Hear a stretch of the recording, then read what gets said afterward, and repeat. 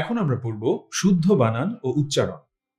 এই বিষয়টা আসলে এমন, এটা কিন্তু শুধু প্রতিযোগিতামূলক পরীক্ষার জন্যই না, নিজের জীবনের জন্য। যখন আমরা ধরলাম, যখন একটা ফেসবুক পোস্টও লিখি, আমাদের দেখা যায় অনেকের অনেক বানান ভুল হয়। কিংবা যখন আমরা কোনো কিছু একটা বলি, একটা শুদ্ধ উচ্চারণ করতে পারলে কিংবা সুন্দর করে লিখতে পারলে সেটা কিন্তু নিজের কাছে যেমন ভালো লাগে, অন্যের কাছেও কিন্তু আমি বলবো যে একটা খুব ভালো একটা ইমপ্রেশন নিয়ে আসে নিজে। তো আমরা এবারে শুদ্ধ বানানের কিছু নিয়ম প্রথমে দেখব, তারপরে দেখব শুদ্ধ উচ্চারণ সম্পর্কিত কিছু কথা। তো শুদ্ধ বানান সম্পর্কিত প্রশ্নগুলো প্রতিযোগিতামূলক পরীক্ষাতে খুবই কমন, সেটা বিসিএস হোক, সেটা ব্যাংক জব হোক, সেটা অন্যান্য যে ধরনের পরীক্ষাই হোক না কেন, অন্য যে কোনো সরকারি চাকরি কিংবা অন্য যে কোনো পরীক্ষাই হোক না কেন। তো খুব কমন যেগুলো থাকে, যে ধরনের প্রশ্নগুলো থাকে, তার মধ্যে অন্যতম হচ্ছে যে নিচের কোনটি শুদ্ধ বানান, কিংবা এই শব্দটির উচ্চারণ কি, এইরকম অনেক সময় সূত্র থেকেও আসে। তো আমরা সূত্র থেকেও পড়বো, তার পাশাপাশি আমরা যেটা বলছিলাম যে সূত্র থেকে পড়ার পাশাপাশি আমরা অনেকগুলো উদাহরণও দেখব। আর এখানে একটা ব্যাপার বলে নেওয়া ভালো, যে আমি চেষ্টা করব যতটুকু আজকে পড়াচ্ছি এখানে, যতটুকু আমাদের প্রতিযোগিতামূলক পরীক্ষাগুলোতে আসে তার মধ্যে চুম্বক অংশগুলো শুধু এতটুকু পড়লেই আমরা মোটামুটি বলা যায় যে আমাদের অনেকটাই হয়ে যাবে। তারপরেও কিন্তু নিজেরও কিন্তু বেশ কিছু পড়াশোনা করতে হবে। তো এর মধ্যে আমি বলবো যে আমাদের 9-10 বাংলা ব্যাকরণ বইটা, এটা হচ্ছে সবসময় ফলো করবো, মুনীর চৌধুরীর যে বইটা। তো শুদ্ধ বানানের নিয়মের ক্ষেত্রে একদম প্রথমেই যেটা লেখা রয়েছে, পদাশ্রিত নির্দেশক, টিটা খানাখানি, আমরা সেই ছোটবেলায় সবাই পড়েছিলাম কম বেশি। পদাশ্রিত নির্দেশকের টি যখন আমরা ব্যবহার করি, সেটা সবসময় হ্রস্ব ইকার হবে। এখানে যেমন লোকটি, কাজটি, ছেলেটি, বইটি, এই জায়গাগুলো আসলে দীর্ঘ ইকার বসানো সম্ভব না, এটা হ্রস্ব ইকার হবে। আর এটা একটু বলে নেওয়া ভালো, যদি একদম বেসিক আলোচনা এগুলো, এটা কিন্তু রস্যি নয়, এটা হচ্ছে হ্রস্ব ই। ঠিক আছে? হ্রস্ব মানে হচ্ছে অল্প বা ছোট বা কম, সেই হ্রস্ব ই। সমাসবদ্ধ পদ একসঙ্গে লিখতে হয়। যেমন এখানে যেটা আমরা দেখতে পাচ্ছি, অদৃষ্টপূর্ব। অদৃষ্টপূর্ব হচ্ছে একটা তৎপুরুষ সমাসের উদাহরণ, কিংবা জ্ঞান সিন্ধু, কর্মধারয় সমাস। তো যখন সমাসবদ্ধ পদ আমরা লিখব, সেক্ষেত্রে আমরা কিন্তু আলাদা আলাদা লিখবো না, অর্থাৎ এখানে কোনো স্পেস দিব না। অদৃষ্ট একটা স্পেস দিয়ে পূর্ব, এভাবে লিখবো না, আমরা একসাথে লিখবো সমাসবদ্ধ পদগুলো। সেটা অদৃষ্ট পূর্ব, পূর্ব পরিচিত, সংযত বাক, যাই হোক না কেন। এবারে আসি, গুণ, সংখ্যা বা দূরত্ববাচক বিশেষণ পদ সবসময় আলাদা বসবে। আচ্ছা, আমি একটু ভেঙে বলি ব্যাপারটা কি। এই ধরনের ভুলগুলো ফেসবুকে অনেক দেখা যায়। ফেসবুকে যখন অনেকে স্টেটাস লিখে থাকে, সো একজন এটা যখন লিখছে, কিংবা 2 দিন, কিংবা 1 সপ্তাহ, তখন যেটা হচ্ছে যে 1 সপ্তাহ কোনো স্পেস দিচ্ছে না, একই সাথে লিখে ফেলছে। কিংবা 2 দিন যখন লিখছে, সেটা একই সাথে লিখে ফেলছে। এটা করা যাবে। যখন হচ্ছে এ ধরনের গুণ, সংখ্যা বা দূরত্ব, এমন কোনো বিশেষণ পদ থাকবে, যেমন যে 1 কিংবা 2, দেখুন এটার পরে আমরা যে অংশটা লিখছি, সেখানে কিন্তু আমরা একটা স্পেস দিচ্ছি। তো লেখার সময়ও আমরা এই আলাদা আলাদা ভাবে লেখার যে চর্চাটা, এটা কিন্তু রাখবো। এবারে আমরা দেখব সর্বনাম, বিশেষণ ও ক্রিয়া বিশেষণ পদরূপে কি শব্দটি দীর্ঘ ইকার দিয়ে লেখা হয়, অন্য ক্ষেত্রে অব্যয় পদরূপে হ্রস্ব ইকার দিয়ে লেখা হয়। আমি বলবো যে একদম সহজভাবে আমি কি আর কি এর যেই বিতর্কটা অনেকের মধ্যে বা যে সন্দেহটা থাকে যে আসলে কোথায় হ্রস্ব ইকার বসবে, কোথায় দীর্ঘ ইকার বসবে, এটা আমি একদম স্পষ্ট করে দিচ্ছি। কোন প্রশ্নের উত্তর যদি হ্যাঁ বা না দিয়ে দেয়া যায়, সহজ কথায় মনে করুন, ধরেন এখানে বললাম, রহিম কি এসেছিল, আফতাব কি খেয়েছিল, এই ধরনের বাক্য যখন আমি বলছি, তো এটার উত্তর কি হ্যাঁ হতে পারে না? রহিম কি এসেছিল, আপনি বললেন যে না, আসেনি। কিংবা আফতাব কি খেয়েছিল, হ্যাঁ খেয়েছিল। এটা হচ্ছে হ্যাঁ বা না, সম্ভব হচ্ছে কিন্তু হ্যাঁ বা না দিয়ে উত্তরটা দেয়া। এক্ষেত্রে হ্রস্ব ইকার বসবে। আর যখনই সেটা হ্যাঁ বা না দিয়ে উত্তরটা দেয়া যাবে, যেমন এখানে আমি বললাম আপনাকে, ধরুন যে আপনি এই মুহূর্তে কি করছেন, এটার উত্তর কি হতে পারে হ্যাঁ কিংবা না? সেটা তো হতে পারে না। আপনি এই মুহূর্তে ক্লাস দেখছেন, কিংবা আপনি এই মুহূর্তে পড়াশোনা করছেন, এমন কিছু একটা। এই অংশগুলোতে দীর্ঘ ইকার হবে। এছাড়া অন্যান্য যা রয়েছে সব জায়গাতে হ্রস্ব ইকার হবে। প্রত্যয় ও বিভক্তিহীন শব্দের শেষে সাধারণভাবে অনুস্বার ব্যবহৃত হবে। এটা আসলে আমরা দেখেও বোঝা যায় এই ধরনের শব্দগুলোকে। তারপরে এটা আসলে দেয়া, যেখানে প্রত্যয় নেই, বিভক্তি নেই, ওই ধরনের শব্দগুলোতেই শেষাংশে মানে অন্তে হচ্ছে আমরা দেখতে পাই যে অনুস্বার বসে থাকে। এখানে যে কয়েকটা উদাহরণ দেওয়া হচ্ছে, ঢং, রং, সং, এবারে আসি লেখক ও কবির নিজেদের নামের বানানটা তারা যেভাবে লিখেছেন, এটা শুধু শুধু লেখক বা কবি বলেই নয়, এটা যে কারো ক্ষেত্রে, সেটা যে কোনো ব্যক্তির ক্ষেত্রে। নামের বানানের ক্ষেত্রে কিন্তু আমরা কখনোই ব্যাকরণ খুঁজতে যাব, নামের বানান যেভাবে লিখেছে আমাদেরকে একদম সেভাবেই লিখতে হবে। এখানে যেমন দেখলাম যে হুমায়ুন আহমেদের যখন আমরা দেখি যে অন্তস্থ অ উনি এখানে দীর্ঘ উকার দিয়ে লিখতেন, কিন্তু হুমায়ুন আজাদ কিন্তু আবার হ্রস্ব উকার দিয়ে লিখতেন। এখন এখানে কিন্তু আমরা ব্যাকরণ খুঁজতে যেতে পারবো না যে দীর্ঘ হবে নাকি হ্রস্ব হবে কি হবে। এখানে ব্যক্তির নামের বানান তিনি যেভাবে লিখেছেন একদম সেভাবে আমাদের লিখে দিতে হবে। আমি শেষে যে নামটা উল্লেখ করেছি এই নামের বানানটা খুব ভুল হয়, যেটা আমি আমার স্টুডেন্টদের মধ্যে অনেক দেখে থাকি, সেটা হচ্ছে মোশাররফ হোসেন, মীর মোশাররফ হোসেন। তো এখানে কিন্তু তিনি যেটা লিখতেন, তিনি যেভাবে বানানটা, সেটা কিন্তু হয়ে যাচ্ছে মশাররফ। তো মনে হতে পারে যে মোশাররফ আমি উচ্চারণ করছি কিন্তু কেন মশাররফ লিখছি। আসলে এইগুলো আমাদের খেয়াল রাখতে হবে, যেভাবে তিনি লিখে গিয়েছেন আমরাও একদম সেভাবেই লিখবো। এখানে এই প্রশ্নটাই আনা যাবে না যে মোশাররফ কেন হচ্ছে আমি ওকার দিচ্ছি না। এখানে আরেকটা আমি নামের কথা বলবো, যেমন ডক্টর মোহাম্মদ শহীদুল্লাহ। তো এভাবে আসলে ড এর পরে কিন্তু বিসর্গ হয় না, এটা কিন্তু ব্যাকরণগতভাবে একদম ভুল, যেটা ড এর পরে এভাবে বিসর্গ দেয়া, যেভাবে মোহাম্মদ লিখতে যে অনেকে মো লিখে তারপরে বিসর্গ দেয়, এটার উচ্চারণ হচ্ছে ড, কিংবা মো লিখাটা হয় মোহ। এখানে কি হতে পারে, এখানে হতে পারে ড এর পরে একটা ডট, কিংবা মোহাম্মদের ক্ষেত্রেও মো এর পরে একটা ডট হতে পারে, যেটা হচ্ছে এর সংক্ষিপ্ত রূপ প্রকাশিত, মানে যার দ্বারা এর সংক্ষিপ্ত রূপটা প্রকাশিত হয়। কিন্তু এই প্রশ্নটা আমরা এখানে করতে পারবো। এখানে বলে রাখা ভালো, আমি একটা ভুল বানান নিয়ে বলি, যেটা আমাদের দেশে একদম অহরহ দেখা যায়। অনেক সময় আমরা যখন দেখি অ্যাডভোকেট যখন বাংলায় লেখা থাকে এর পরে জফলা আকার দেওয়া হয়, এই কিন্তু একটা মাত্রাহীন বর্ণ। তো একটা মাত্রাহীন বর্ণের পাশে কখনোই এইভাবে জফলা আকার বসতে পারে। তো অ্যাডভোকেট হোক বা যখনই আমরা মানে এমন কিছু লিখতে যাচ্ছি এটা ধ্বনি প্রকাশ হবে, সেটা অ লিখে অ এর পরে জফলা আকার দিতে হবে। সেটা কোনোভাবেই এভাবে এ লিখে এর পরে জফলা আকার দেওয়া যাবে। কিন্তু যেটা বলছিলাম, আবারও আমাদের যে পয়েন্ট নিয়ে কথা বলছিলাম সেই আলোচনায় যদি ফিরে যাই, যে এটা ব্যাকরণগতভাবে অশুদ্ধ কিন্তু এভাবে লিখে যাওয়া হয়েছে, তাই আমরা এভাবে এই জিনিসটাকে বলছি। এবারে আমরা আসি যে আমাদের অন্য আরো কিছু উদাহরণের কথায়। বাংলা ভাষায় ব্যবহৃত যে তৎসম শব্দগুলো রয়েছে, তৎসম মানে কি, সেটা হচ্ছে সংস্কৃত শব্দ। হুমায়ুন আজাদ স্যার একটা কথা বলেছিলেন, বাংলা হচ্ছে সংস্কৃতের দুষ্ট মেয়ে, মানে হচ্ছে মা যদি হয়ে থাকে সংস্কৃত, বাংলা হচ্ছে সেই তার কন্যা। তো কন্যা হচ্ছে মায়ের সব কথাকে ফলো করতে পারেনি, একটু একটু জায়গাতে একটু পথভ্রষ্ট হয়ে গেছে, বা এমন আর কি, মানে দুষ্টামি করলে যেটা হয় বাচ্চারা। তো এটা তিনি বলেছিলেন মজা করে একবার। তো বাংলা ভাষায় যে সংস্কৃত শব্দগুলো রয়েছে, অনেক সংস্কৃত শব্দ রয়েছে, আমরা সচরাচর যে কথাগুলো বলছি কিন্তু অনেক সংস্কৃত শব্দ চলে আসে। তো সেখানে আমরা দেখব যে সেই সংস্কৃত শব্দগুলো আমরা পাবো, সেগুলোর বানান প্রতিটা সময় একদম অবিকৃত ও অপরিবর্তিত থাকবে, কোনোভাবেই পরিবর্তন হবে না। যে সংস্কৃত শব্দগুলো রয়েছে বা তৎসম শব্দগুলো রয়েছে, চন্দ্র, সূর্য একদম একদম কমন। এটা আমি যেই শব্দের ক্লাসটা নিয়েছি সেখানে কিন্তু এগুলো নিয়ে আমি একদম বিস্তারিত আলোচনা করেছি, শব্দের উৎপত্তি নিয়ে কথা বলেছিলাম। এবারে আসি যে যেসব তৎসম শব্দে হ্রস্বই বা দীর্ঘই দুটাই শুদ্ধ হতে পারে, কিংবা হ্রস্ব উ বা দীর্ঘ উ, কিংবা এদের যে সংক্ষিপ্ত রূপটা মানে হ্রস্বইকার দীর্ঘইকার কিংবা হ্রস্ব উকার দীর্ঘ উকার সবই শুদ্ধ হতে পারে, সেইগুলোতে আমরা হ্রস্ব ই ব্যবহার করি, সেগুলোতে আমরা হ্রস্ব ই ব্যবহার করি। যেমন এখানে আমরা দেখছি যে তরণী, ধমনী। তো ধরলাম যে এখানে হচ্ছে উষা, এটাতে দীর্ঘ উ এটাও শুদ্ধ, হ্রস্ব উ এটাও শুদ্ধ। তো সেক্ষেত্রে আমরা হ্রস্ব উটাই ব্যবহার করবো আর কি।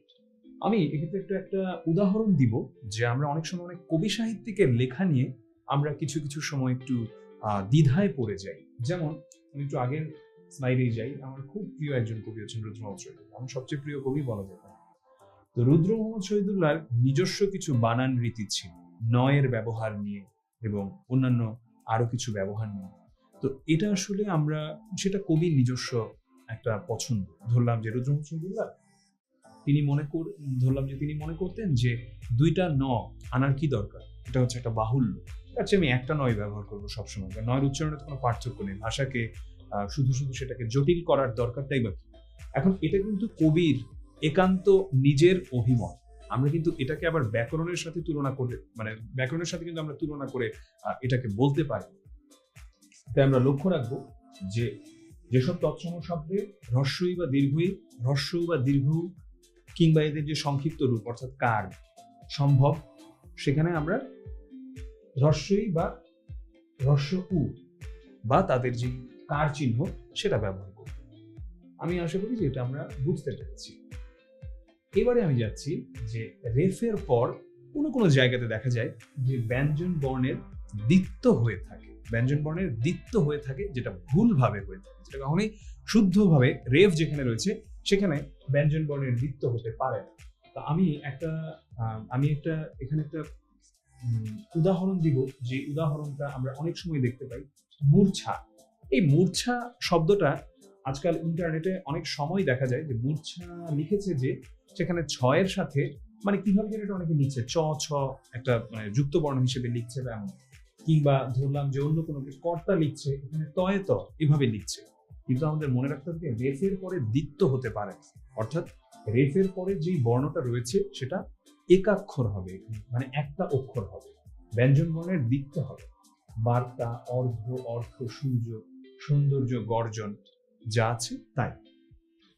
দেশ, জাতীয়, ভাষার নামের ক্ষেত্রে ভালো মতো মনে রাখতে হবে আমাদের এটা, যখন আমরা কোনো দেশের কথা বলছি কিংবা কোনো জাতির কথা বলছি কিংবা কোনো ভাষার কথা বলছি, সেক্ষেত্রে আমরা হ্রস্ব ই লিখবো নাকি দীর্ঘ ই লিখবো, বা হ্রস্ব উ লিখবো নাকি দীর্ঘ উ লিখবো। আমরা হচ্ছে এগুলো সবসময় এটার যে হ্রস্ব মানে ফর্মটা রয়েছে আমরা সেটা লিখবো, হ্রস্ব ই লিখবো বা হ্রস্ব উ লিখবো। উদাহরণগুলো দিয়েছি ইংরেজি, ফার্সি, বাঙালি, দেশি এ ধরনের। কিন্তু ই প্রত্যয় মানে দীর্ঘই প্রত্যয় যুক্ত থাকলে দীর্ঘই কার হবে। এখানে হচ্ছে একটা জিনিস বলে নেওয়া ভালো যে আমাদের রেফের পরে কোথাও ব্যঞ্জন বর্ণের দ্বিত্ব হবে না, অর্থাৎ যখন আমরা একটা রেফ দেখতে পাচ্ছি কোনো একটা ব্যঞ্জন বর্ণের সাথে, সেক্ষেত্রে আমরা সেই ব্যঞ্জন বর্ণটাকে আবার ব্যবহার করব, বা সেখানে কোনো যুক্তাক্ষর বা এমন কিছু আনার যেই ব্যাপারগুলো রয়েছে, যেমন এই মূর্ছা এই শব্দটার কথাই বলি, এটা আমি সচরাচর অনেক ভুল দেখতে পেতাম ব্লগের বানানগুলোতে। এখন তো আসলে ব্লগের প্রচলনটাই খুব কমে গেছে, ফেসবুক পোস্টে এটা দেখা যায়, অনেকে হচ্ছে এখানে দ্বিত্ব লিখে ছয়ে ছয়ে একটা যুক্ত বর্ণ লিখে থাকে, কিংবা দেখা যায় অনেকে এমন অন্য কোনো একটা বর্ণ দিচ্ছে, যেমন অন্য কোনো একটা শব্দ দিচ্ছে, এখানে আমি একটা উদাহরণ লিখলাম যেমন কর্তা, আমি এমন উদ্ভট বানানো দেখেছি বা দেখে থাকি মাঝে মধ্যে যে মানুষ এখানে তয়ে ত লিখে থাকে, কিন্তু রেফ যখন হচ্ছে তখন কিন্তু সেখানে দ্বিত্ব হবার কোনো প্রশ্নই আসছে না। সেটা আমার যে একটা যে বর্ণ আমি দেখতে পাচ্ছি সে একটা বর্ণ এখানে বসবে। দেশ, জাতি ও ভাষার নামের ক্ষেত্রে হ্রস্ব ই এবং হ্রস্ব উ লিখতে হবে, এখানে কিন্তু কোনোভাবেই দীর্ঘ ই বা দীর্ঘ উ হবে না, যেমন ইংরেজি, দেশি, ফার্সি এগুলো। এখানে কিছু ব্যতিক্রম রয়েছে, যেমন চীন, শ্রীলঙ্কা, মালদ্বীপ। আবার আমরা যখন এশীয় কিংবা দেশীয় এরকম লিখছি, সেক্ষেত্রে কিন্তু আবার দীর্ঘ ইকার দিয়ে লিখতে হবে, সেক্ষেত্রে কিন্তু সেটা হ্রস্ব ইকার হবে না। এবারে আমরা আসছি যে অন্তে কোনো বিসর্গ থাকবে না। অন্ত এটার মানে কি? আদি হচ্ছে শুরু, অন্ত হচ্ছে শেষ। অন্তে কোনো বিসর্গ থাকবে না মানে হচ্ছে শেষে যখন আমরা একটা শব্দ লিখি শেষে কিন্তু বিসর্গ বসে না, কিন্তু এটা খুবই খুবই কমন একটা ভুল, খুবই কমন ভুল। ফেসবুক পোস্টে তো এই ভুল মানে অহরহ, প্রায়শ এটাতে দেখা যায় অনেকে হচ্ছে শেষে একটা বিসর্গ লিখে, কিংবা মূলত এটার পরেও খুবই দেখা যায়, বস্তুত এটাও দেখা যায়, তো পুনঃ পুনঃ এগুলোতেও দেখা যায়। তো এখানে আমরা একদম সহজ কথা, শেষে কোনো বিসর্গ বসবে না, ব্যাস শেষ। তদ্ভব দেশি বিদেশি, তদ্ভব দেশি বিদেশি এবং মিশ্র শব্দে কেবল হ্রস্ব ই এবং হ্রস্ব উ এবং এদের কার চিহ্ন ব্যবহৃত হবে। সহজ কথা আমি যেটা বলছিলাম যে তদ্ভব দেশি বিদেশি মিশ্র শব্দ, এগুলোতে আমরা যখনই দেখবো আমরা দীর্ঘ ইকার বসাবো না, এগুলোতে হ্রস্ব ইকার বসাবো। কুমির, সরকারি, তরকারি, ফরিয়াদি, কুঁড়ি যাই হোক না কেন। নিশ্চয় অর্থে ব্যবহৃত ই প্রত্যয় শব্দে, ই প্রত্যয়টা সেটা শব্দের সঙ্গে কার হিসেবে বসবে না, সেটা বসবে একটা অক্ষর হিসেবে, মানে সেটা পূর্ণ বর্ণ হিসেবে হচ্ছে সেটা এখানে বসবে।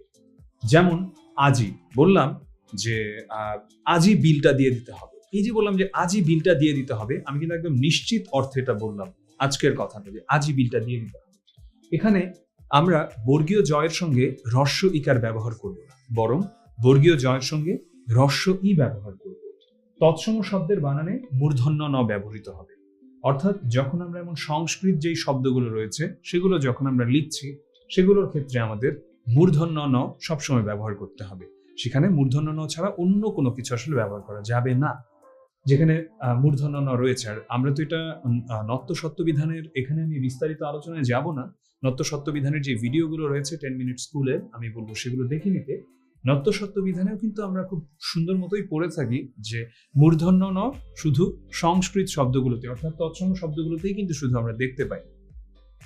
তৎসম শব্দের বানানে মূর্ধন্য স ব্যবহৃত হবে, যেমন ঋষি, কৃষ্ণ, সুষুপ্ত, মাত্র যেই কথাটা বলছিলাম, মূর্ধন্য ন, মূর্ধন্য স, এগুলো বসে তৎসম শব্দের সঙ্গে। মূর্ধন্য ন, মূর্ধন্য স কেন এখানে আলাদা করে লিখেছি? আলাদা করে লিখেছি, আবার বললাম, একদম খুব বেসিক একটা আলোচনার জন্য, আলোচনা না, খুব বেসিক একটা জিনিস মনে করিয়ে দেওয়ার জন্য। আমরা ছোটবেলায় একটা ভুল শিখে থাকি, অনেক জায়গাতে আমরা পড়ে থাকি, এটা হচ্ছে পেট কাটা স, কিংবা মদিনার স, কিংবা আরো অনেক উদ্ভট নামে, কিন্তু এটা আসলে এমন কিছুই না, এটা হচ্ছে মূর্ধন্য স। সহজ কথায় মূর্ধন্য স। একইভাবে এটাও মদিনার ন না, আসলে এখানে মানে মদিনার ন, কিংবা আমি এমনও অনেক সময় শোনা যায় শুদ্ধ করে মধ্যাহ্ন, এমন কিছুই নয়, এটা হচ্ছে মূর্ধন্য ন। তো আমরা এই ব্যাপারগুলো একটু লক্ষ্য রাখবো। এবারে আসি ইংরেজির মাধ্যমে যখন আগত, মানে ইংরেজির মাধ্যমে আগত যেই শব্দগুলো বাংলায় এসেছে, সেখানে হচ্ছে আমরা কোথায় দন্ত স ব্যবহার করব, কোথায় তালব্য স ব্যবহার করব। মূর্ধন্য স কিন্তু ব্যবহার হবে না, বাই দ্য ওয়ে, যেটা আমরা একটু আগে বললাম যে মূর্ধন্য স ব্যবহার হবে না কেন, কারণ হচ্ছে মূর্ধন্য স শুধু তৎসম শব্দে ব্যবহার হয়ে থাকে, তো বিদেশি শব্দে তো ব্যবহার হওয়ার প্রশ্নই আসে না। ইংরেজি তো বিদেশি ভাষা থেকেই, মানে ইংরেজি তো বিদেশি ভাষা, তো ইংরেজি যে শব্দগুলো এসেছে সেগুলো তো বিদেশি শব্দই আমাদের কাছে। যখন SSION, যেমন কমিশন, এক্ষেত্রে কি বসলো? তালব্য স। একইভাবে অ্যাডমিশন, SSION, কিংবা একইভাবে যখন এমন TION, যেমন এটার উদাহরণ হতে পারে লোশন। এই লোশনটাকে বডি লোশনকে আমরা যখন দেখি বাংলায় লেখা হয়, সেটা কিন্তু তালব্য স দিয়ে লেখা হয়। কিন্তু এইগুলো বাদে, অর্থাৎ SH, SION, SSION, TION, এগুলো বাদে অন্য যেই জায়গাগুলো আছে এস এর, সেখানে হচ্ছে আমরা সহজ কথায় সেখানে আমরা সেটাকে লিখে থাকি হচ্ছে দন্ত স দিয়ে। তো এমন অনেক ইংরেজি শব্দই কিন্তু আমরা দেখতে পাই যেখানে হচ্ছে যেটা বাংলায় লেখা হয়েছে দন্ত স দিয়ে, আর সেখানে হচ্ছে আমরা এই জায়গাতে আমি পরবর্তীতে যেই শর্তগুলো জুড়ে দিলাম, এই শর্তগুলো কিন্তু সেখানে থাকে। এবারে আসি সমাসবদ্ধ পদে ইকার বসে। আমরা একদম প্রথমে পড়েছিলাম সমাসবদ্ধ পদে কোনো স্পেস থাকবে না, এখানে একসাথে লিখতে হবে, মানে মন্ত্রী সভা আলাদা আলাদা জায়গা একই সাথে, কিংবা প্রাণী জগৎ আলাদা আলাদা নয় একই সাথে। তেমনি সমাসবদ্ধ পদে আরেকটা ব্যাপার আমাদের লক্ষ্য রাখতে হবে, ইকার বসবে, মন্ত্রীর সভা। যদিও আমরা এখানে দেখতে পাচ্ছি ব্যাস বাক্যতে দীর্ঘ ইকার দিয়ে, কিন্তু এখানে কিন্তু যখন আমি সমাসবদ্ধ পদটাতে যাচ্ছি, এটা কিন্তু হ্রস্ব ইকার চলে আসছে। একইভাবে প্রাণীর জগৎ, এটা খুবই খুবই কমন একটা ভুল, প্রাণী জগৎ দীর্ঘ ইকার দিয়ে লিখে থাকি অনেকে, কিন্তু এটা কিন্তু আমরা দেখবো, মানে এটা কিন্তু আমরা লিখবো সবসময় হ্রস্ব ইকার দিয়ে সমাসবদ্ধ পদগুলোর সমস্ত। এবারে আমরা আসি যে বাংলায় প্রচলিত যে বিদেশি শব্দগুলো, আসলে এটার একদম সহজ একটা, আমি একটু কঠিন ভাবে এটা বলবো না, আমি সহজভাবে একটা উদাহরণ দিয়ে দিব। যেগুলো ইসলাম ধর্ম সংক্রান্ত যে শব্দগুলো রয়েছে, আজান, অজু, কিংবা নামাজ, এগুলো সবগুলো দেখা গিয়েছে যে এখানে ফার্সি ভাষা থেকে আগত হতে পারে, বা অন্য যেখানে যে ভাষা থেকে আগত, ফার্সি বা আরবি থেকে আগত। তো সেগুলোর ক্ষেত্রে হচ্ছে আমরা অন্তস্থ জ ব্যবহার করছি, অন্যান্য জায়গাগুলোতে আমরা বর্গীয় জ ব্যবহার করছি। একদম সহজভাবে মনে রাখার জন্য আমি বলবো এটা হচ্ছে সবচেয়ে ভালো ব্যাপার হতে পারে।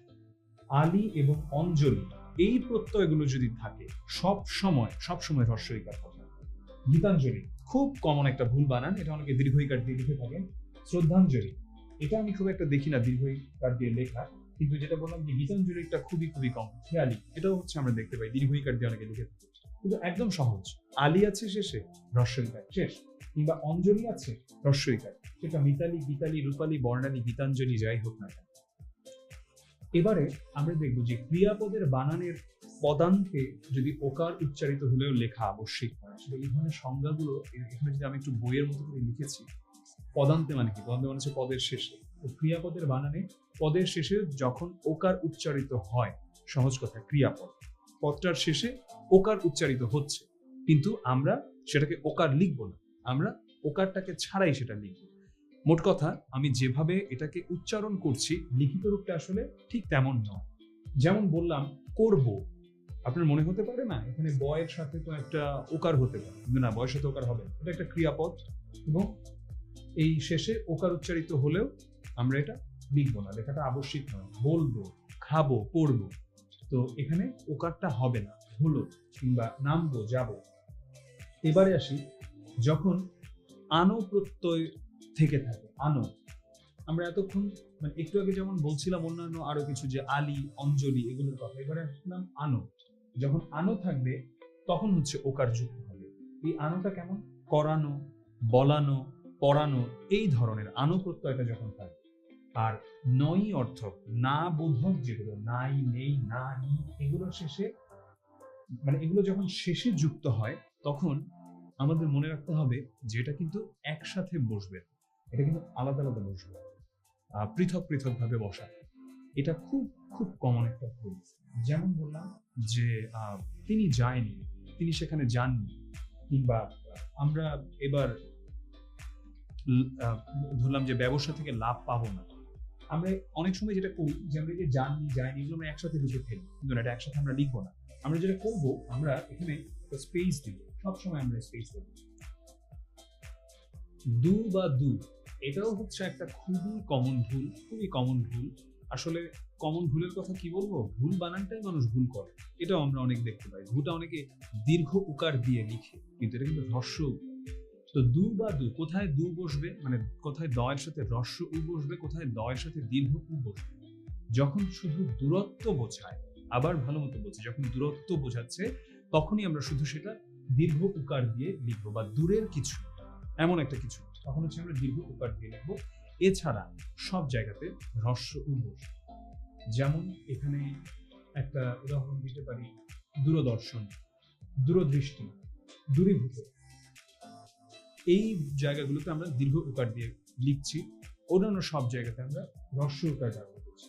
আর কিছু স্ত্রীবাচক শব্দের শেষে দীর্ঘ ইকার বসে, সেটা হচ্ছে আমরা এখানে যেমন উদাহরণ দিলাম গাভী, হরিণী, নারী।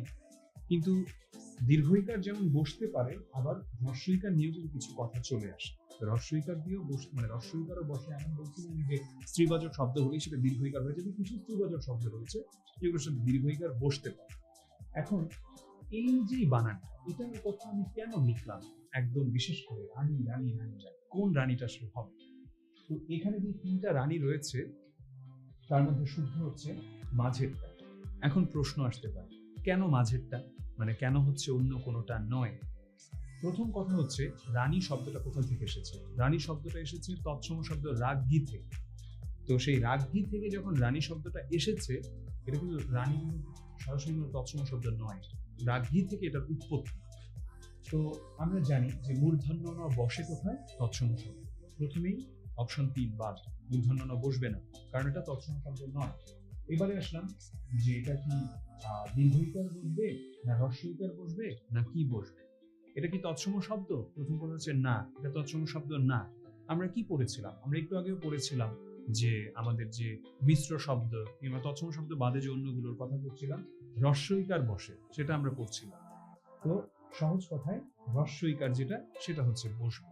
তাই এই ভুলটা আমরা অনেকে করে থাকি, মূর্ধন্য ন দিয়ে লিখি কিংবা দীর্ঘ ইকার দিয়ে লিখি, কিন্তু রানীর শুদ্ধ যেই বানানটা, সেটা হচ্ছে হ্রস্ব ইকার দিয়ে লেখা। আর আমি তো বলেই দিলাম ব্যাখ্যায়, এটার উৎপত্তি স্থল কিন্তু তৎসম শব্দ নয়।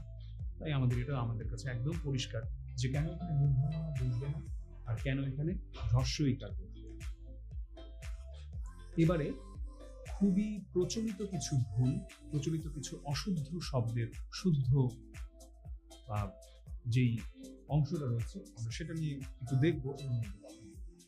পুনর্গঠন, আবার একটা জিনিসকে গঠন করা, এটাতে মূর্ধন্য ন বসিয়ে থাকলে আমি কি, এটা মূর্ধন্য ন হবে না, এটা দন্তন্য হবে। একইভাবে পুনর্বাসন, মহীয়সী, দুটাই দীর্ঘ ইকার হবে। কোষ্ঠ, এটাকে অনেকে লিখে, এটা আসলে কোস্ট, যে কোস্ট গার্ডের কোস্ট। এবং মানে এটা আমরা নিজেরাও যখন আসলে অনেক সময়, আমি বলছি না যে উচ্চারণটা এমন হবে, উচ্চারণ ভুল করে অনেকেই, কারণ অনেক হয়তো বা দেখা যাচ্ছে যে আমরা অনেকে ভুল করে উচ্চারণ করে ফেলছে, কিন্তু খুব স্টাইল করি। বৃষ্টি, আসলে বৃষ্টি, ঠিক আছে, বা এটাতে হয়তো দেখা যাচ্ছে যে দন্তস্ব ব্যবহার করছি, কিন্তু আমরা কিন্তু নত্য সত্য বিধানে এটা পড়েছি যে ত ঠ সেখানে কিন্তু আমরা মূর্ধন্য স করতে পারি। তেমনি শারীরিক হচ্ছে দীর্ঘইকার হ্রস্বইকার।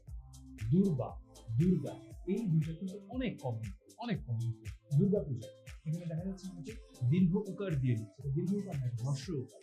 একইভাবে দুর্গা ঘাস, দুর্গা ঘাস হচ্ছে দীর্ঘ উকার, হ্রস্ব উকার। এখন আমরা যে শব্দটা দেখতে পাচ্ছি সেটা হচ্ছে ব্রাহ্ম। এই বানানটা তো আমরা অনেকে ভুল করি, আমরা কিন্তু এখানে আরেকটা জিনিস ভুল করে ফেলি, সেটা হচ্ছে এটার উচ্চারণটা। আমরা বলি ব্রাহ্মণ, এটার উচ্চারণ কিন্তু ব্রাহ্মণ নয়, এটার উচ্চারণ হচ্ছে ব্রাহ্মণ। আর এখানে কিন্তু ক্ষীয় নয়, এটা ক্ষীয় না, এটা হচ্ছে হয়ম, হ যোগ ম, আর শেষে তো মূর্ধন্য ন অবশ্যই। পৈতৃক, এটা হচ্ছে আমরা অনেক সময় দেখা যায় যে এভাবে লিখে ফেলি, এভাবে নয়, এটা হচ্ছে এইভাবে হবে, অর্থাৎ রফলা দিয়ে নয়, এটা রিকার দিয়ে হবে। লবণ, মূর্ধন্য ন হবে। ঝর্ণা, এটা কিন্তু একটা খুবই কমন ভুল, আমরা এটাকে রেফ দিয়ে লিখে থাকি, কিন্তু এটা হচ্ছে একে তো হবে দন্তন্য, অন্যদিকে এটা কিন্তু বয়শূন্য র হবে। নূতন, এটা হচ্ছে দীর্ঘ উকার হবে। নূপুর, এটাও হচ্ছে দীর্ঘ উ হ্রস্ব উ, এভাবে হবে। সুষম, এটাও হচ্ছে আমরা দেখতে পাচ্ছি মূর্ধন্য স বসবে, এখানে দন্তস্ব বসবে না। এবারে পূর্বাহ্ন, মধ্যাহ্ন, অপরাহ্ন, সায়াহ্ন, এই বানানগুলো হচ্ছে আমরা অনেক সময় দেখা যায় যে প্যাঁচ লাগিয়ে ফেলি, যে কোনটাতে কিভাবে কি বসবে, কোনটাতে হয়ের সাথে মূর্ধন্য ন বসছে, কোনটাতে হয়ের সাথে দন্তন্য বসছে। তো এখানে আমি একটা সহজ পদ্ধতি আমি বলবো যে একটু মনে রাখার জন্য, যে মানে মধ্যাহ্ন, সায়াহ্ন, এই দুটো যদি আমরা দেখি যে এই দুইটাতে হচ্ছে যেভাবে বসছে, পূর্বাহ্ন, অপরাহ্ন, এই দুইটাতে হচ্ছে আলাদাভাবে বসছে। তো আমরা যদি একটু সেটাকে পেয়ার পেয়ার করে এখানে পড়ি, জোড়ায় জোড়ায় করে, যে মধ্যাহ্ন, সায়াহ্ন এই দুইটার মধ্যে একভাবে, আর পূর্বাহ্ন, অপরাহ্ন সেখানে হচ্ছে আরেকভাবে। বিনা পানি, দুইটাই হচ্ছে মূর্ধন্য ন। অংশীদার, এটা হচ্ছে দীর্ঘইকার, যখন তালব্য ষয়ের সঙ্গে বসছে। পটিয়সী, এখানে দুইটাই হচ্ছে দীর্ঘইকার। এবারে আসি কর্নেল। কর্নেল কিন্তু একটা ইংরেজি শব্দ, দুঃখজনক হলেও আমাদের দেশের অনেক সেনানিবাসীও কিন্তু আমরা দেখতে পাই যে এটাকে মূর্ধন্য ন দিয়ে লিখে রেখেছে, কিংবা অনেক যে জায়গাগুলো বলবো যে যে জায়গাগুলোকে আমরা বলতে পারি কোনো মানে বিখ্যাত কোনো জায়গা, সেখানে দেখবো যে কর্নেল মূর্ধন্য ন দিয়ে লিখে রেখেছে, এটা কিন্তু দন্তন্য দিয়ে হবে। পরগনা, 24 পরগনা, এটা হচ্ছে মূর্ধন্য ন নয়, দন্তন্য দিয়ে হবে। বিভীষিকা, দীর্ঘই হ্রস্বই। পিপিলিকা, একইভাবে দীর্ঘই হ্রস্বই। ভুরি ভুরি, এটা হচ্ছে দুইটাই হ্রস্বই বসবে। ব্যর্থ, এখানে কিন্তু জফলার সাথে কোনো আকার বসবে না, শুধু জফলাই বসবে। প্রাতরাশ, খুবই খুবই কমন একটা ভুল, আমরা যেখানে আমরা দেখা যায় তয়ের পরে একটা বিসর্গ বসিয়ে ফেলি, কিন্তু এখানে কোনো বিসর্গ হবে না, এটা তয়ের সাথে সরাসরি বসে যাবে পরের অংশটা। এবারে আমরা দেখছি কোন বানানটি শুদ্ধ কি অশুদ্ধ, সেটা কোনটি শুদ্ধ বানান। আমি আশা করি এতক্ষণে শিক্ষার্থীরা জেনে গেছে যে এখানে কোনটা শুদ্ধ, আমি উত্তরটা দেবো না। এটার ক্ষেত্রে কোন বানানটা শুদ্ধ, আমি একটু আগে বলেছি দীর্ঘই হ্রস্বই। এবারে আমরা আসবো উচ্চারণের নিয়ম। অ এর উচ্চারণ, শব্দের প্রথম অক্ষরে, আমি বারবার কিন্তু বলছি অক্ষর, এটা কিন্তু অক্ষর নয়, অক্ষর। শব্দের প্রথম অক্ষরে যদি অ থাকে এবং পরের অক্ষরে যদি ই, উ বা জ ফলা না থাকে, তবে অ এর স্বাভাবিক উচ্চারণ বজায় থাকে। একটু সহজ করে জিনিসটা বলি, সেটা হচ্ছে শব্দের প্রথম অক্ষরে অ আছে এবং পরের অক্ষরে মানে অ এর পরে হ্রস্ব ই নেই, হ্রস্ব উ নেই, কিংবা জ ফলা নেই, সেক্ষেত্রে অ এর যে সাধারণ স্বাভাবিক যে উচ্চারণটা মানে অ এর যে স্বাভাবিক উচ্চারণটা এটাই হয়ে, যেমন কথা, অ হচ্ছে না, ক, জমাট, জ, পলাশ, এমন। কিন্তু কিছু ব্যতিক্রম রয়েছে, যেমন কোণে, থলে, বনেদি, এই জায়গাগুলোতে কিন্তু আমরা দেখতে পাচ্ছি যে এখানে এই নিয়মটার পরেও অ এর উচ্চারণ কিন্তু তার ওকারান্ত হয়ে যাচ্ছে, অকারান্ত হচ্ছে না। পরের ধ্বনিটি হলন্ত হলে এবং তারপর ই, উ, রি বা জ ফলা না থাকলে আদ্য অ এর উচ্চারণ স্বাভাবিক হয়। আবার বললাম যে পরের ধ্বনিটি হলন্ত হলে, হলন্ত বা হসন্ত মানে যেখানে হচ্ছে থামছি এমন আর কি, যেমন কল, হল, জল, রস, এই জায়গাগুলোতে কিন্তু আমরা অ এর মতোই উচ্চারণ করছি, এখানে কিন্তু আমরা অ এর উচ্চারণকে ও এর মতো উচ্চারণ করছি। হলন্ত ধ্বনির পরে ই, উ, রি বা জ ফলা থাকলে আদ্য অ এর উচ্চারণ ও হয়। কেমন বললাম, হলন্ত ধ্বনির পরে ই, উ, রি বা জ ফলা থাকলে, যেমন কমতি, দর্জি, মসুর, এখানে আসলে হচ্ছেটা কি, এই যেখানে হলন্ত রয়েছে, তারপরে কি রয়েছে ই, যেমন যে কমতি, রসই, কিংবা এখানে যখন আমরা দেখছি যে পরের ধ্বনিতে আমরা যেটা দেখলাম যে এখানে একইভাবে আমরা ই দেখতে পাচ্ছি, এখানে আদ্য অয়ের উচ্চারণটা ও হয়ে যাচ্ছে। এবারে আমরা দেখছি যে যখন নেতিবাচক বার মানে না অর্থে যখন অ বা অন এগুলো যখন বসবে এবং যখন সহার্থে মানে সাথে রয়েছে এমন অর্থে যখন বা মানে সহিত অর্থে আর কি যখন দন্তস যুক্ত হবে, তখন হচ্ছে অ এর উচ্চারণটা অবিকৃত থেকে যায়, মানে অই থেকে যায়। আমি মাত্র কি বলছিলাম, না অর্থ, যেমন যে অবিচার, অবিচার কখন বলা হয়, মানে সেগুলোতে বিচার নেই, এটা বোঝানো হচ্ছে। অনিয়ম মানে নিয়ম নেই। একইভাবে আমি যদি এখানে আসি, যে যেটা বলছিলাম যে এখানে যে সহিত বা সহার্থ, সঠিক, সঠিক কিন্তু না, ঠিক আছে। একাক্ষর শব্দের প্রথমে অ এবং পরে দন্তন্য থাকলে কোথাও কোথাও সেই অ এর উচ্চারণ ওকারের মতো। একাক্ষর শব্দের প্রথমে অ এবং পরে কি হচ্ছে, পরে হচ্ছে দন্তন্য। তো অ যেমন এখানে কি হচ্ছে, একাক্ষর শব্দের প্রথমে অ এবং পরে দন্তন্য, মন, বন, জোন এমন হয়ে যাচ্ছে উচ্চারণ। একাক্ষর শব্দের প্রথমে অ এবং পরে হচ্ছে দন্তন্য। শেষ ব্যঞ্জনের আগে অনুস্বার বা বিসর্গ থাকলে অন্ত অ উচ্চারিত হয়। আসলে এত কঠিন করে লেখা থাকে এগুলো, আমি একটু সহজ। যখন নেতিবাচক বা না অর্থে অ বসে কিংবা অন এগুলো বসে থাকে, তখন হচ্ছে আমাদের অ এর যে উচ্চারণটা সেটা অবিকৃত থেকে যাবে, অর্থাৎ অ এর উচ্চারণ একদম অই হবে। যেমন অবিচার, এখানে কি অবিচার মানে কি, মানে হচ্ছে বিচার যেখানে নেই বা বিচারের অভাব। কিংবা অনিয়ম, নিয়ম যেখানে নেই, উচ্চারণটা কিন্তু অই থেকে যাচ্ছে। তেমনি যখন সহার্থে বা সহিত অর্থে মানে সাথে রয়েছে এমন অর্থে যখন স বসবে, তখনও সেই উচ্চারণটা অবিকৃত থেকে যাবে, সঠিক স তাই রয়ে যাচ্ছে। একাক্ষর শব্দের প্রথমে অ এবং পরে দন্তন্য থাকলে কোথাও কোথাও সেই অ এর উচ্চারণটা ওকারের মতো হয়ে যায়। একাক্ষর শব্দ প্রথমে দেখছি আমরা যে এখানে মন, এই যে মন, এটা মন নয়, এটা হবে মন, কিংবা বন নয়, এটা হবে বন, জন নয়, সেটা হবে জোন। কারণ আমরা কি দেখছি, অ পরে রয়েছে কি দন্তন্য। এবারে দেখছি শেষ ব্যঞ্জনের আগে অনুস্বার বা বিসর্গ থাকলে অন্ত অ উচ্চারিত হয়। শেষ ব্যঞ্জনের আগে, শেষ ব্যঞ্জন এখানে কোনটা, তালব্য শ, এর আগে কি রয়েছে, অনুস্বার, তাহলে কি হয়ে গেল, অংশ। একইভাবে বংশ, মাংস, এরকম। এবারে আমরা দেখব আয়ের উচ্চারণ নিয়ে। শব্দের শুরুতে যুক্ত ব্যঞ্জন, এই যে যুক্ত ব্যঞ্জনটা, এটা আসলে কি, এটা হচ্ছে বর্গীয় জ যোগ ইয়, এর সাথে আকার থাকলে এটার উচ্চারণটা হয়ে যায় এ। এবং এখানে কিন্তু আবার শুধু এ হয়ে এখানে ক্ষান্ত হয় না, উপর একটা চন্দ্রবিন্দুও বসে যায়। যেমন জ্ঞাত, জ্ঞান, জ্ঞানী আলো। অনেকে আমরা বলি জ্ঞান, এটা আসলে জ্ঞান নয়, জ্ঞান, জ্ঞানী আলো, কিংবা জ্ঞাত। জফলা যুক্ত ব্যঞ্জনের সঙ্গে আকার বা আধ্বনির উচ্চারণ, জফলা যুক্ত ব্যঞ্জনের সঙ্গে, জফলা যেখানে আকার বা আধ্বনির উচ্চারণ এ হয়ে যায়, এটার উদাহরণ দিই, খ্যাতি, ব্যাকরণ, শ্যালক। এবারে আমরা আসি রি এর উচ্চারণ নিয়ে। শব্দের গোড়ায় যদি রি বর্ণটা থাকে তাহলে সেটার উচ্চারণটা কেমন হয়, ঋণ, ঋতু, ঋষি এ ধরনের হয়। ব্যঞ্জনের সঙ্গে রিকার যুক্ত হলে আশ্রয়ী ব্যঞ্জনকে দ্বিত্ব উচ্চারণ করার যে প্রবণতা আছে, এটা নিয়ে একটু কথা বলে নিচ্ছি। যখন আমাদের ব্যঞ্জনের সঙ্গে রিকার হচ্ছে, রিকার যখন থাকছে ব্যঞ্জনের সঙ্গে, তো সেখানে যে আশ্রয়ী যে ব্যঞ্জনটা রয়েছে তারপরে, সেটা হচ্ছে আমরা দেখতে পাই যে সেখানে আলতো ভাবে উচ্চারণটা করতে হয়, মানে একদম দ্বিত্ব না করে জিনিসটা উচ্চারণটা একটু আলতো হয়, আবৃত্তি কিংবা আকৃষ্ট এইরকম। তো এবারে আমরা আরো কিছু উচ্চারণের নিয়ম দেখবো। যেমন আমরা যদি এর উচ্চারণের কিছু নিয়ম দেখি, শব্দের গোড়ায় এ বা একারের পর অ বা আ থাকলে এ বা একারের উচ্চারণ অনেক জায়গাতে এ হয়। জিনিসটা কি, জিনিসটা হচ্ছে শব্দের গোড়ায় এ বা একারের পর যদি অ বা আ থাকে, যেমন এখানে কি ছিল, এ হচ্ছে উচ্চারণে এখন, এখানে কি হয়েছে, এখানে কিন্তু অ রয়েছে, এর পরে খ মানে তার সাথে একটা আমরা অধ্বনি পাচ্ছি, সেটা এ হয়ে যাচ্ছে, এখন, এমন, বেটা, এরকম। অনেকে কিন্তু বলে বসে বেটা, বেটা নয়, এটা হচ্ছে বাংলায় এটার উচ্চারণ হচ্ছে বেটা।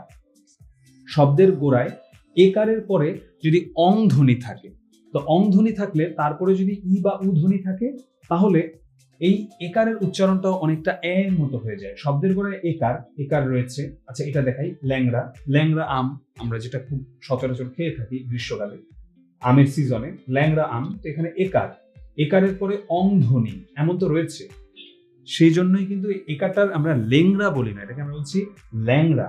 একইভাবে খেংরা বলি না, আমরা এটাকে বলি খ্যাংরা।